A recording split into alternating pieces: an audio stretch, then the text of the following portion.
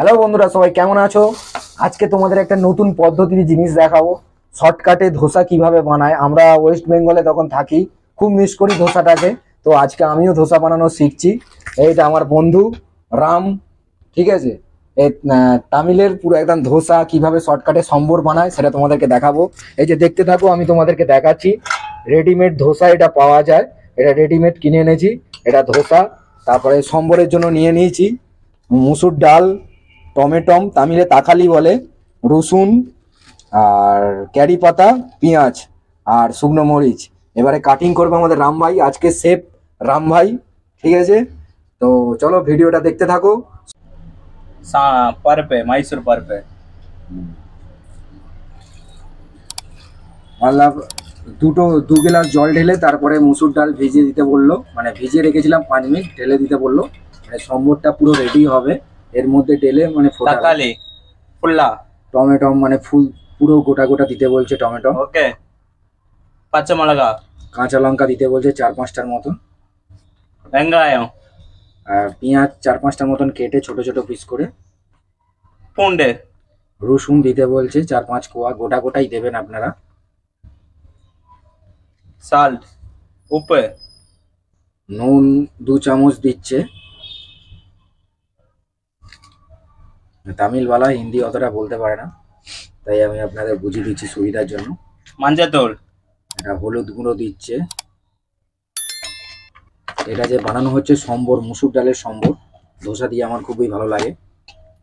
मलगातूल লঙ্কা গুঁড়ো দিচ্ছে 1.5 চামচ লঙ্কা গুঁড়ো দিয়েছে, 1 চামচ হলুদ গুঁড়ো।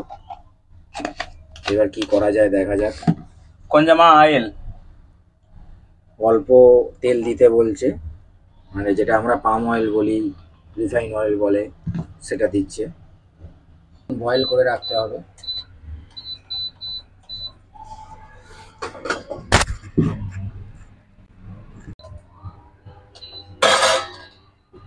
ఎన్న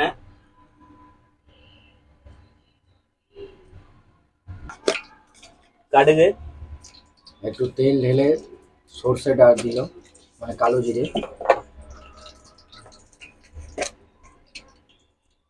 జీరకం জিরে দিল। এটা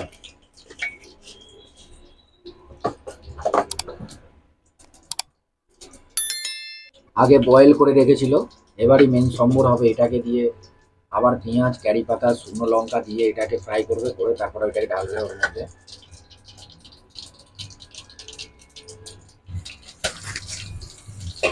ক্যারি পাতা দিয়ে দিল, కరివేపిల కరివేపిల మొలగా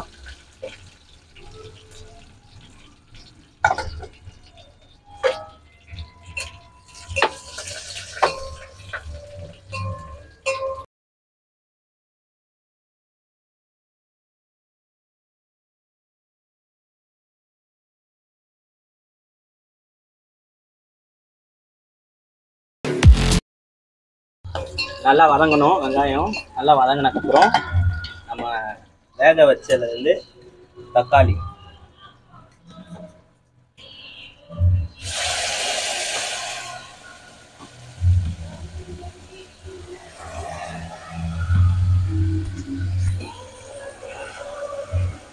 பச்சை மிளகா মানে ওইটাকে যে কটা সিদ্ধ করতে দিয়েছিল ওর সঙ্গে, তারপর আবার দিয়ে ফ্রাই করবে। টমেটো সিদ্ধ, কাঁচা লঙ্কা সিদ্ধ যা দিয়েছিল তুলে দিয়েছে। நல்லா ஆயில்ல வதக்கிடணும். তেলে করে একটু বেশি করে ভাজতে বলছে।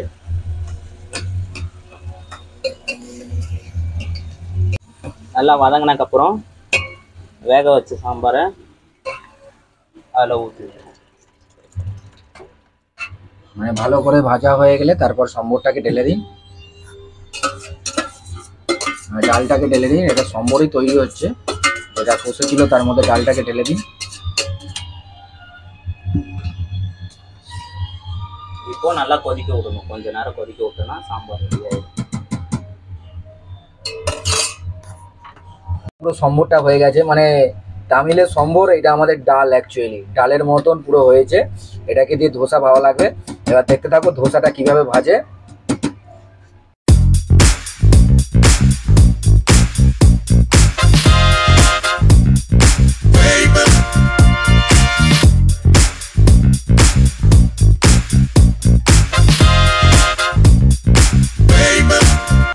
ஊற்றியாச்சு, ஆயில் ஊற்றியாச்சு. இப்போ கீழே வெந்ததுக்கப்புறம் திருப்பி போடணும், அவ்வளோதான் தோசை. মানে একটুখানি রেখে নিচেরটা ভালো করে ভাজা হয়ে যাবে, তার উপর দিয়ে তেল দিয়ে দিতে হবে, তারপরে ধোসা হয়ে গেল। প্রচুর সিম্পল ব্যাপার ধোসাটা। இந்த மாதிரி தோசை சாப்பிட்டா நல்லா இருக்கும்.